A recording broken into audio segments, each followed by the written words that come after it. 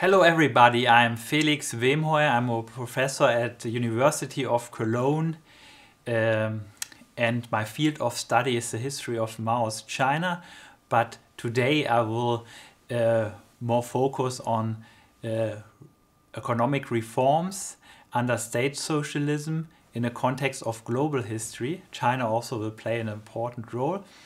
I edited a reader with text on this debate. What role could markets play to reform a socialist economy? It's in German, but I like to present also today some ideas from the book in English here. And what is market socialism? It's very interesting that for a long time in the 1960s and 70s the term was not really used. Then in the 1980s, for example, we can find this book from a Hungarian planner and economist that was called the socialist market economy. However, when we look at definitions of economic reforms, we already can find these ideas in the 1960s. By the mid-1960s, Hungary decided to launch a price reform. And this is from a resolution of the government. I've just read it out. The basic feature of the economic system reform is to originally link the central management of the national economic development with commodity relation and the active role of the market on the basis of the public ownership of the means of production. I think that is a quite good definition of market socialism, and here you can also see, read the Chinese text, because I'm a China scholar and I read it in the Chinese translation from the 1980s, where the Chinese government was very interested in this Hungarian reform experience from the 1960s.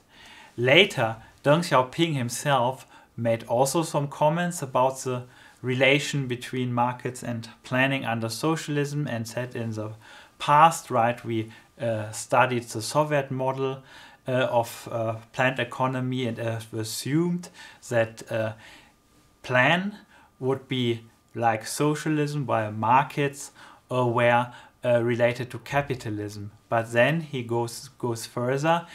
Market and plan could both be used as instruments for capitalism or for socialism, and he is more interested in which tools would be most effective to develop the economy, and planning does not have to be primary under socialism. And then he also said then what makes it a socialist market economy is that there should be a leading role of the public sector, and also the government should avoid the rise of a new bourgeoisie and large social differences.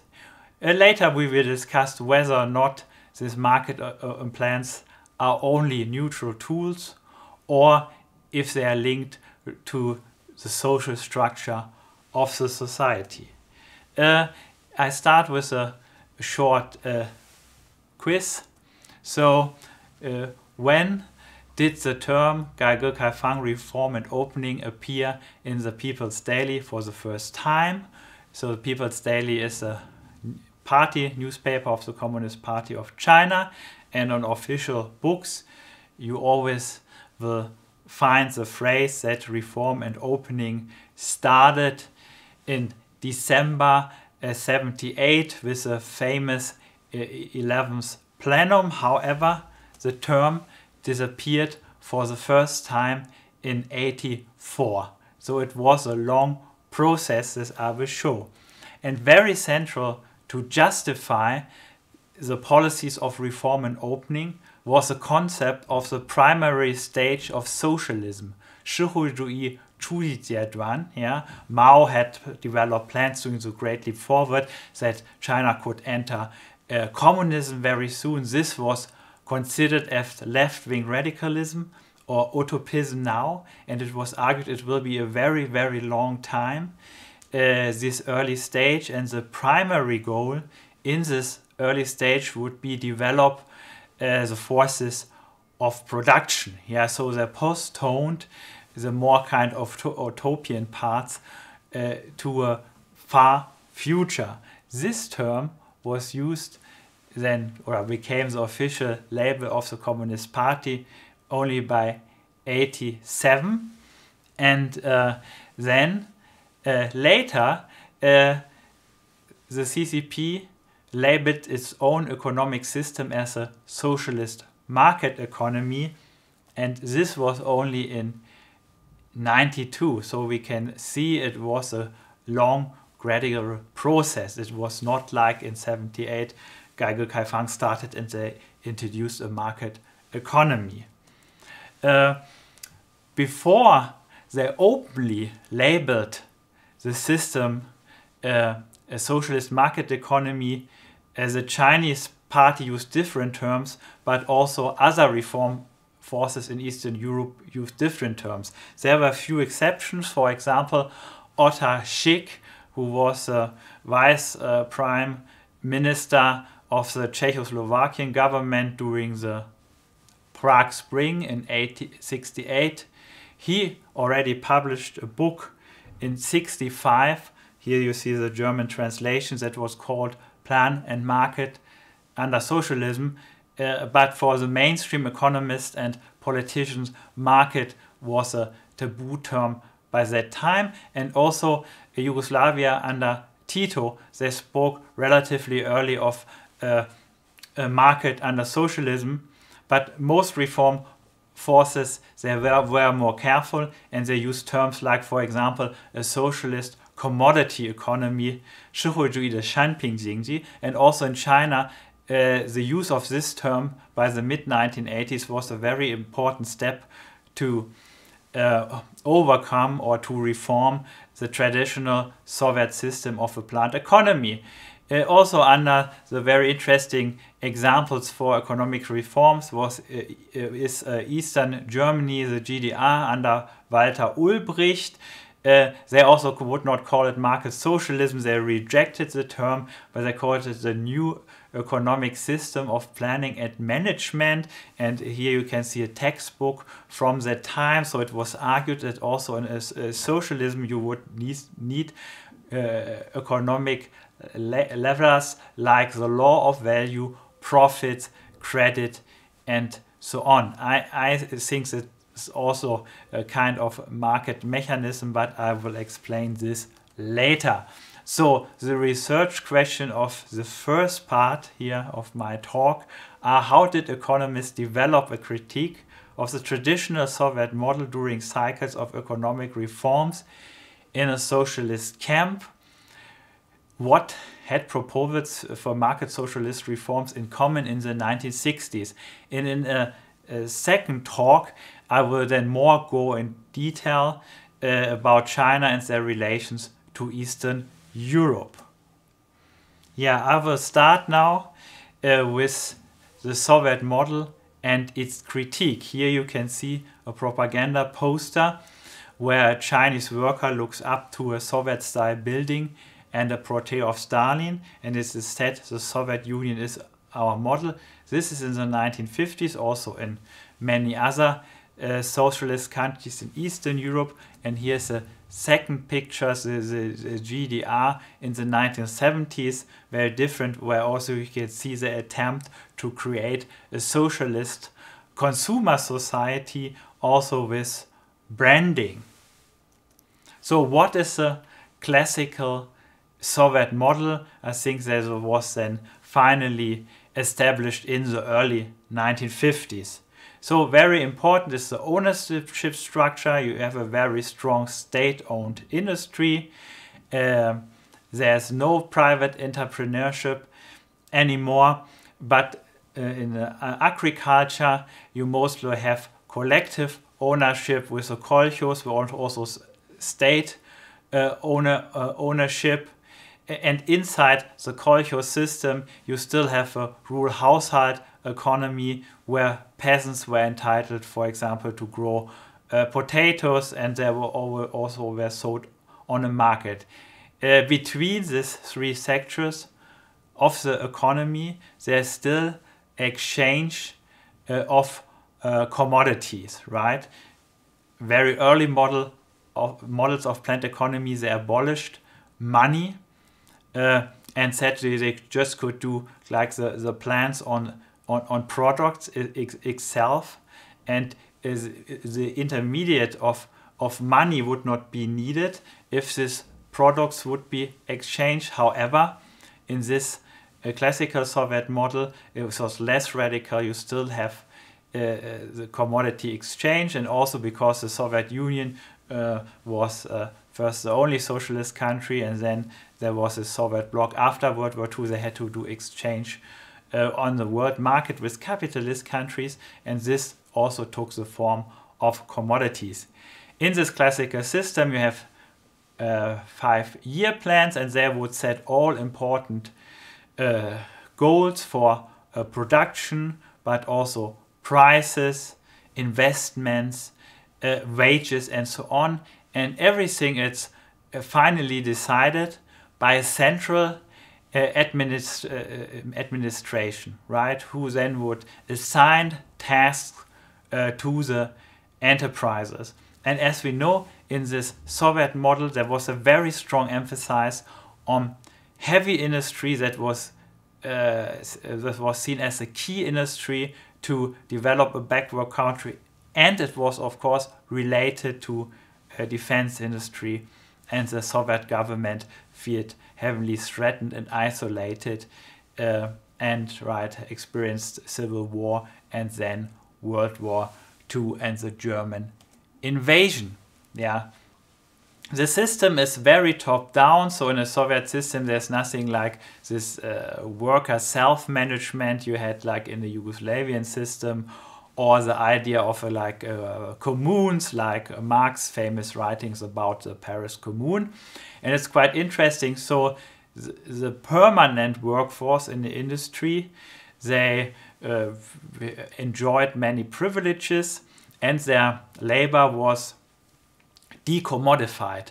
That meant under normal circumstances they were employed for a lifetime in these enterprises, and the enterprises also organized. The urban population was part of the socialist welfare state. Education, housing, healthcare, cultural activities was provided by the state for free or for symbolic prices. Later in the 1960s and 70s, also the Soviet government included the rural population into this welfare state. And prices were often defined based on political considerations. For example, under socialism, bread should be cheap and daily goods, and they were heavily subsidized by the state. And this subsidies of daily goods became a major burden, as we will see later, than in the 1960s and 1970s. In the classic model, as already said, socialism is linked to planning and capitalism is linked to market. And the idea is that the private sector and commodity production will replace step by step, and in the end, as Stalin wrote in one of his last writings, there will be a state sector only, right? And when you have only a state sector, also commodity exchange will not be necessary anymore. And in his writing, The Economic Problems of Socialism in the USSR, he also said, okay, maybe it will take around 3 5-year plans, 15 years to enter communism, right? And in communism you have no markets and no commodity production.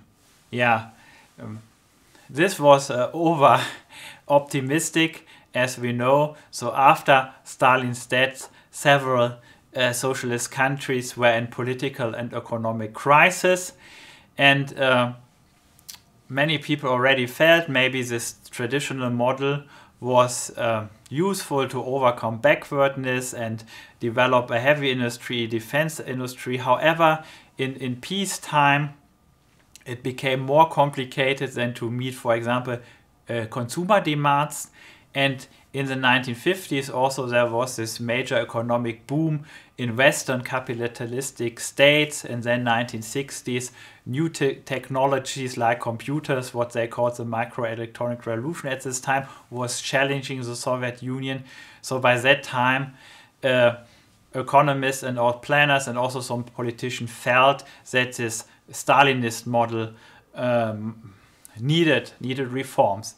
And here I identify 4 cycles of reforms were debated in a socialist camp, or they were also imposed. So the first cycle would be, according to my view, after the death of Stalin, his successor, for a short time only successor, Malenkov, introduced a new course. The state made a lot of compromise with the peasantries, allowed the expansion of household production, lowered taxes. The Gulag system was mostly abolished. However, this period did not last long, and debates about economic reforms then stopped also quickly after this short period of de-Stalinization in 1957. A second cycle then would develop under Khrushchev, 1962, and it's sometimes called the Liberman debate. You see Liberman here in the picture. He was a famous Soviet economist, and he was allowed to publish a piece in Pravda, the party organ of the Soviet Party of the Soviet Union, where he called for economic reforms. I will explain it in detail later. And this Liberman debate also provided space in other socialist countries who then had similar developments. Most prominent cases were then Hungary. I already mentioned their price reform that then was announced in 1966. The GDR I also already mentioned under Walter Ulbricht in Czechoslovakia. And a turning point was the Soviet invasion in Prague, leading to the downfall of the reformist government. And this invasion created a new atmosphere in which debates of reforms or reform attempts faced restrictions. A third cycle I would identify then the early 1980s. By that time, many socialist states had already huge economic problems. For example, foreign debt, just to name, also Poland announced that it would be not possible to repay the debts, and also Yugoslavia, Hungary. The GDR was into massive foreign debts. In Poland, of course, there was then the crisis with Solidarność. And this reform debates took place under kind of a massive threat of economic destabilization. And the fourth period, I identify it after regime changes, where some countries then imposed neoliberal shock therapies, just to name the GDR, Poland and Russia, while other countries more took a gradual approach, and it finally ended in the introduction of capitalism. How did China come in this picture? So China was allied with the Soviet Union, and it at least until 1962 part of this Soviet or socialist bloc. However, we see also later the Soviet Union is always a important point of references. So in China, especially during the 100 Flower campaign, there were interesting debates. Here you can see a picture of one of China's most famous economists, Sun Yat-sen. He called for the decentralization of planning, for more autonomy for the enterprises, and for the introduction of profit as an important category to evaluate the performance of enterprises. This debate ended mainly with the anti-rightist campaign, and then the Great Leap Forward was a very, very radical program, more in the tradition of Stalin's Great Leap from 2029. It ended into famine, and then debates developed again when the government wanted to readjust the national economy to overcome the famine. It was partly also linked to economic reforms. They were not called reforms at that time. They were called Tiaozheng readjustment. For example, in Anhui in Henan, several provinces introduced on a local level a household responsibility system. In some places even the People's Commune were abolished. Then Mao stopped it because he thought that it went too far. And also the Chinese government took a very radical step in industries. They decided to downsize the urban workforce by 28 million people in 63 and 64, and these people were excluded then from the urban socialist welfare state and sent to the countryside. 66, the Cultural Revolution developed, and we can see another interruption of these debates. However, after Mao died, many cadres and also economists like Sun Yat-sen we rehabilitated, and the debates continued. In between, when China saw the development in Eastern Europe and the Soviet Union very critically, the Soviet Union was still an important point of reference. So we all know the Jiuping, the 9 polemics, right, launched against the Soviet Union, accusing them of revisionism and accusing Khrushchev of restoring capitalism. In the USSR, so there is USSR, there was one polemic against the reforms under Khrushchev and Liberman, and one polemic against Yugoslavia, accusing Tito to restore capitalism in Yugoslavia. And it's very interesting. So in 65, leftists like Chen Boda then started to attack this reform-minded economist, and Sun Yat-sen then was attacked as the Chinese Liberman. However, as I said, these people returned after Mao's death, and then the writings of Xue Muqiao, of Sun Yat-sen, of others then were reprinted and used as textbooks to train cadres to launch economic reforms. The major argument of this part of my talk will be that the critique of the Soviet model and the reform agenda was already developed in the 1960s. So after 78 or the early 1980s, many things were not new, but they were in the continuity of this debate. And I will now summarize what the reform-minded economists and also some cadres and planners already thought in the 1960s. So first, what were the problems of the classical Soviet model? So one huge problem was the imbalance between heavy industry versus light industry and agriculture. This led to a neglection of consumer interest and demands, and also low productivity in agriculture. And someone who also said that was with Mao Zedong already in 1956 in his famous articles on the Great 10 Relations, Lun Shida Guanxi. Unfortunately, he did then opposite during the Great Leap Forward. In Eastern Europe, this neglection of consumer interest had led to or contributed to the uprising in Germany, Eastern Germany in 1953, to the Hungarian uprising, and also the strike wave in Poland in 1956. And already by that point of time, people started to think whether or not this system would be good enough to change these challenges from the booming Western economy.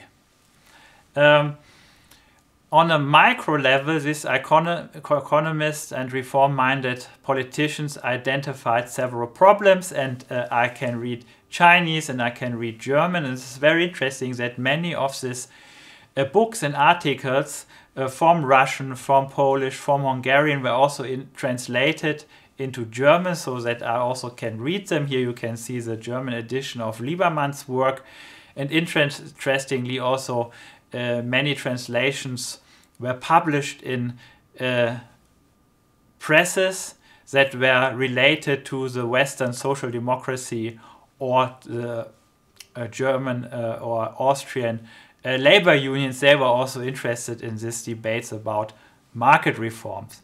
So one problem of the traditional Soviet system was the ideology of tons. That means that often targets and the evaluation of results were only based on quantity but not on quality. A very good example would be the Chinese steel campaign during the Great Leap Forward, where people tried to meet quotas but the output was useless steel. Peter Hux also wrote a very great play about this exact problem, but this was then forbidden in the GDR. Later, the famous Hungarian economist János Kornai would use this term soft budgeting. That meant that if enterprises would not fulfill plans or would make losses, there were no painful or serious consequences. I think the concept or the critique of soft budgeting you also already can see in party documents from East Germany from the early 1960s. Yeah? And just a reminder, now Stalin is dead. Yeah? During Stalin's lifetimes in the 1930s, if workers would be late several times, they could be sent to the gulags, or if the managers would not be able to fulfill plan targets, they could be arrested. But however, in the 1960s, these coercive methods could not be used anymore. So planners and economists had to think more about how to create incentives and how to avoid wrong incentives. Another problem that was identified was plan bargaining. That would meant that enterprises would often try to negotiate with higher levels of authorities, and they always had all kinds of reasons why they would not be able to fulfill plans. So they had an interest to get assigned lower plan targets. That was, of course, easier to fulfill than very high plan targets.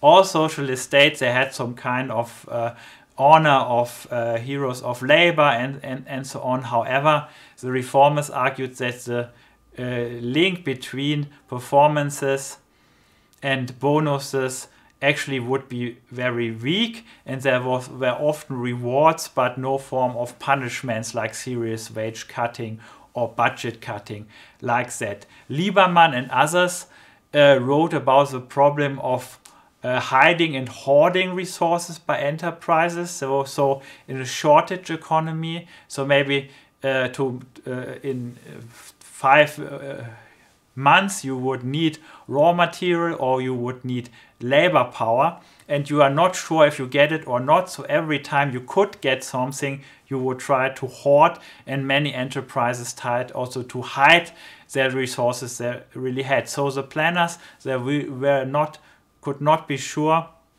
how much resources or labor power actually was available. Also on the local level, they would try to guess, but this was very difficult.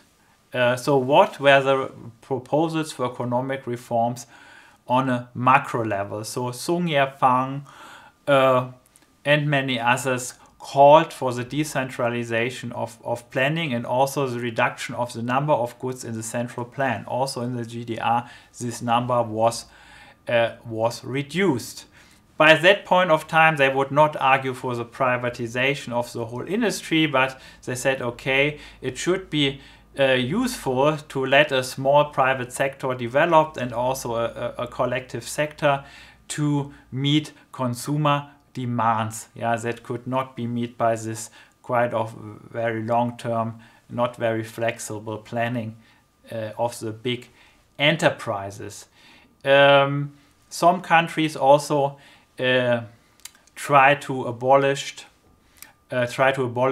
collective agriculture and decollectivized. So agriculture was mostly then private in Poland and in Yugoslavia, and also Hungary partly decollectivized agriculture in the 1960s, also to create more incentive for the peasants, and also the European peasantry also was less willing to accept these collective structures compared to Russia or to China.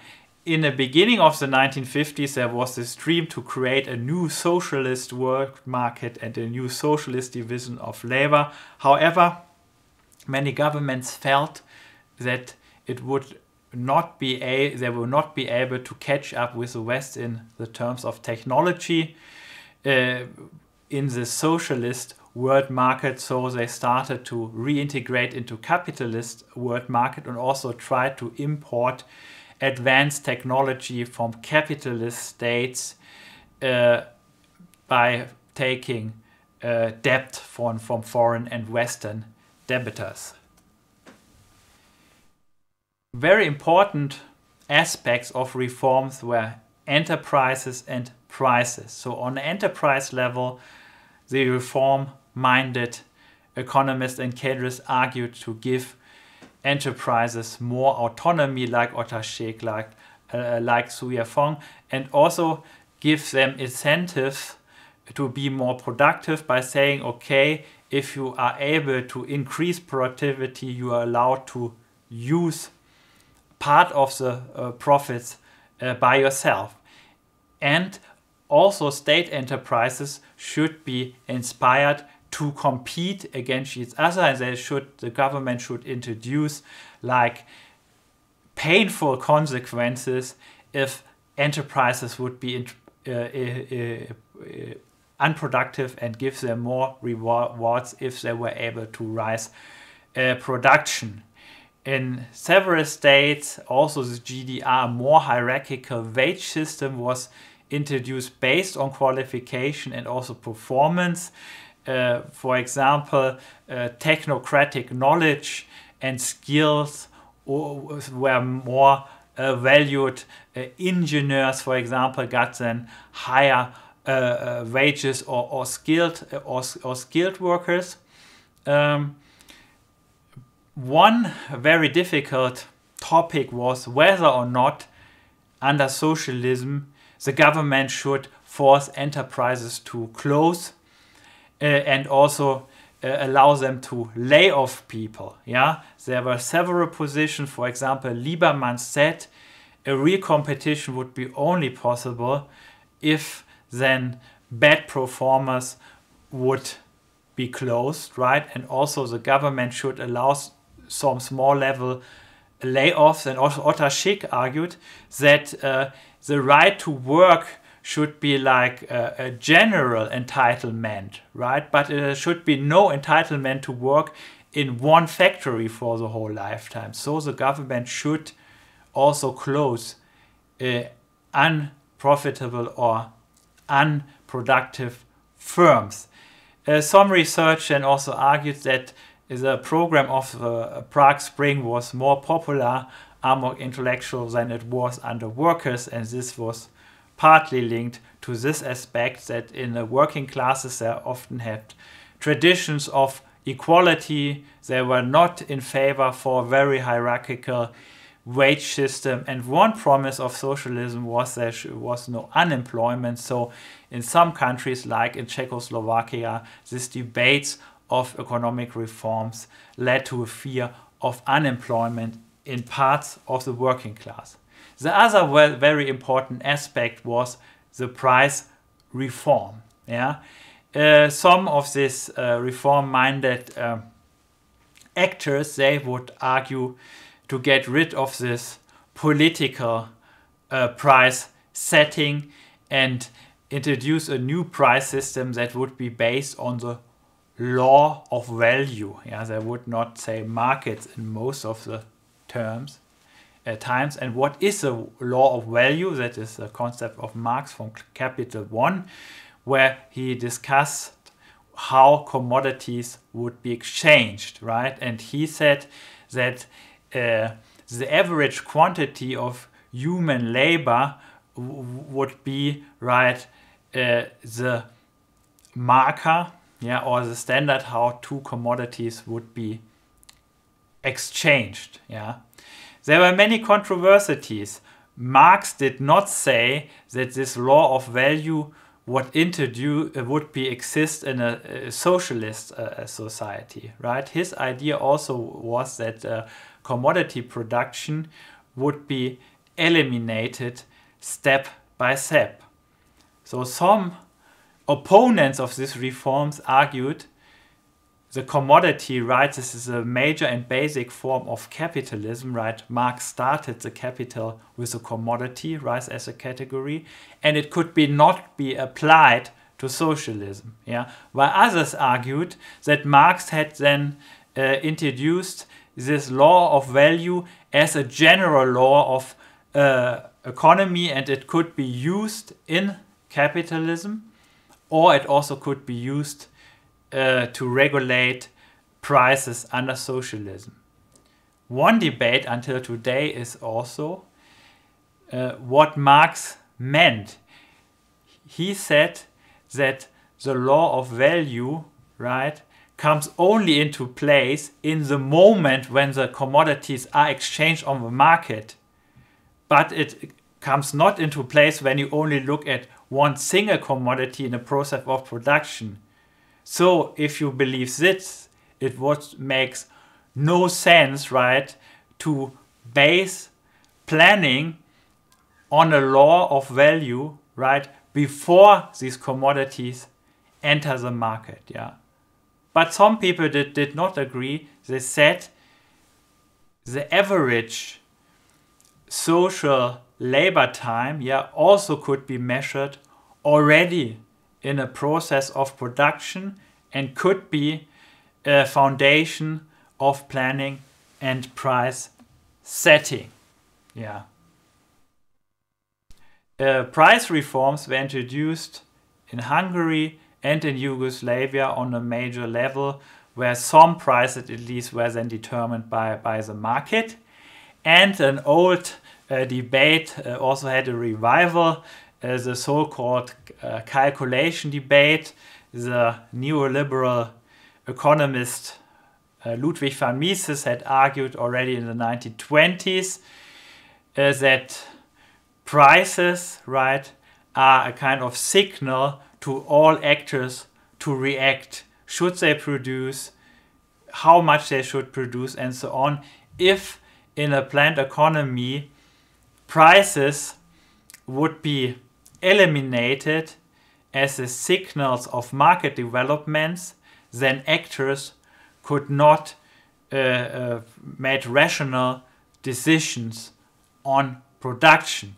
And for a long time, Marxists had denied that Mises had a point, but now in the 1960s, for example, Oskar Lange was rediscovered, a Polish Marxist economist who had argued that it would be possible to integrate price signal into the price settings, the price signals of markets into a price setting into a planned economy. One very important aspect of the price debate were the prices for agriculture, because in the traditional Stalinist system, the prices for agricultural products for purchase by the state, right, were set very low, and the state had the monopoly to purge and to sell important agricultural products. Because the prices for purchase were set so low, peasants had little incentive to produce more. Yeah. But in the 1960s, the governments, they wanted to make also concessions to peasants and to consumers. So the problem was, if they would raise purchase prices for the peasants, they also had to raise the prices for sale.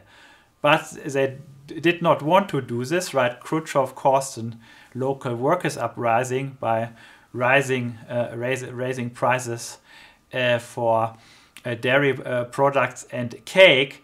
So the compromise would be to raise the purchase prices for the peasantries, but at the same time to keep the prices for the consumers low. And that meant that the state had to lose a lot of its budget to subsidize the consumer prices. So, and the economists would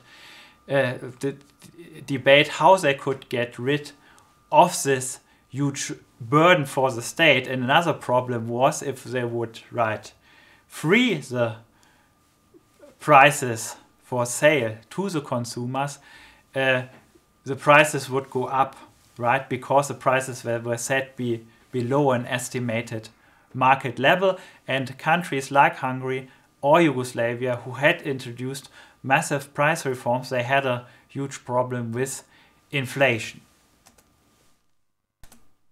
Yeah, in the last part I will introduce you to some general critique of market socialism. So one is more a neoliberal critique. János Korner is very interesting. He first was a committed communist and also part of the Hungarian planning system. Then he became more critical of the system and developed a very influential critique in the books of Shortage Economy and others. And in this textbook published in the early 1990s, I think he has become a neoliberal economist. And in his book, he also discussed the cases of market socialism, which he identified mainly as Hungary, Yugoslavia from the 1960s on, and then 1980s Poland and China.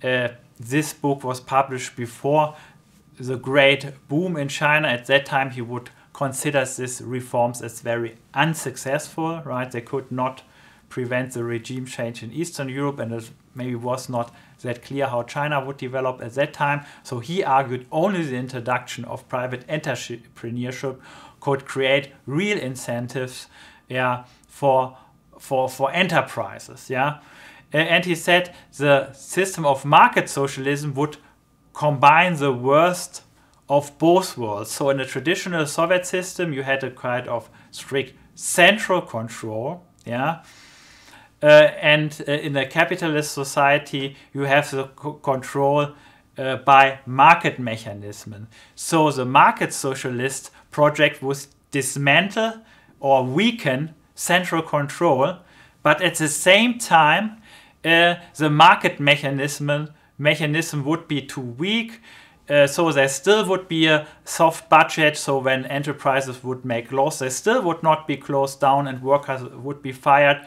And because of the hybrid system, for example, some prices were fixed by the state, some were determined by market. So people who had access to resources would practice rent seeking. For example, they would then use subsidized products from the state or public goods and sell them on markets for their own profit. He concluded that the management had too little power over the workers to discipline them or to fire them. So even in the system of market socialism, so only privatization then would create a real private entrepreneurship, and they had enough powers over the workers to enforce that what he would consider as a neoliberal economic rationality.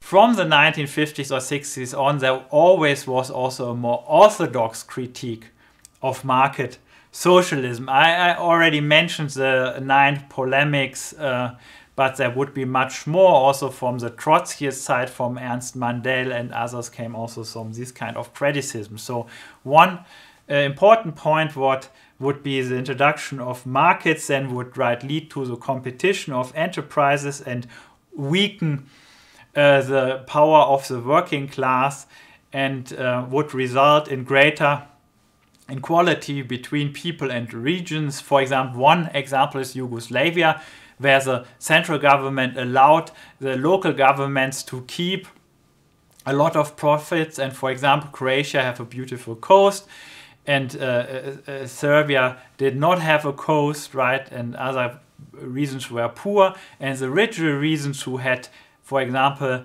advantages for pure geographical reasons, they were not willing to share anymore, and the Croatian government in the Yugoslavian Federation would fight to keep these profits, for example, from the tourist industry. So a local control of profits is actually unfair, because, right, also people who worked in then developed regions, they would get more and richer, right, while the poor regions or enterprises would be disadvantaged. And an argument, of course, was that markets do not really reflect the demands of people, because you only can buy something on a market when you have money, right? There are a million people in the world, they are starving or they don't have medication. And in other parts of the world, medication and food is thrown away. However, if the poor people, they don't have money and market power, the market will not, right, deliver the goods to them. So they criticize this also market socialism, that these reformers, they often identified demands that can be expressed on markets with demands of people.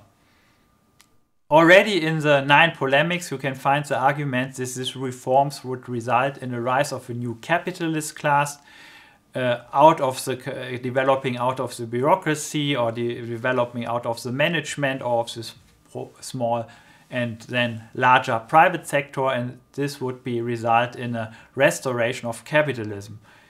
One aspect of the debate was also the role of foreign capital, because Yugoslavia, then later Poland, Romania, then China also allowed then foreign capital and joint venture companies, and this would be kind of a sellout to foreign capital, right? And the system would get corrupted with the integration into global financial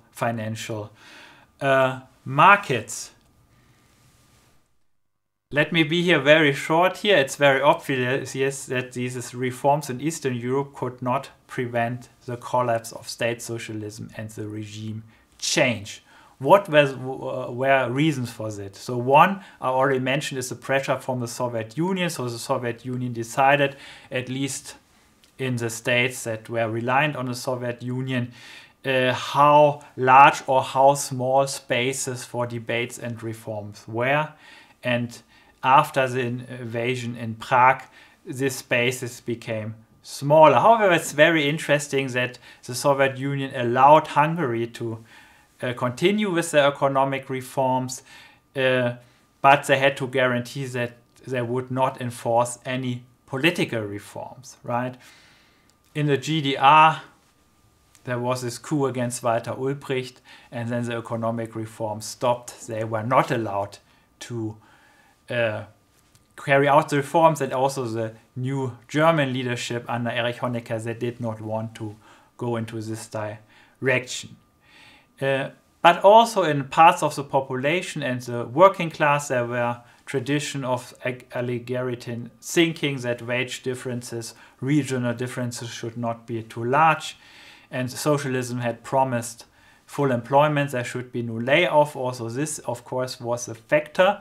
And as I already mentioned, price reforms could result in high inflation and the rise of prices for daily consumer goods. In Hungary, they had a saying, we would pay capitalist prices, high prices, but would still receive socialist wages, meaning low wages. And this also would cause resistance in the population. One example is also when China enforced the price reform in '88. It contributed then to the unrest 1 year later on Tiananmen Square. And this idea to import Western technologies and paying this with then repaying debts, right? The first was idea because there would be kind of economic takeoff, and then later they would be able to repay the debts. That did not work out. There was an increase in productivity, but in most of the country it was much lower than hoped for. And by the early 1980s, as said, many of these Eastern European states were in massive foreign debt. So this was the first part of my talk about market socialism. Also, when you are able to read German, I also would recommend you to download this yearbook of studies for on communism 2020. I'm the guest editor, and there were many contributions on the Chinese impact on Eastern Europe, but also on other debates on economic reforms in several countries. And yeah, thank you for your attention. And in the next video, part 2, I will go more about in detail what actually happened in China in the 1980s. So thank you for your attention.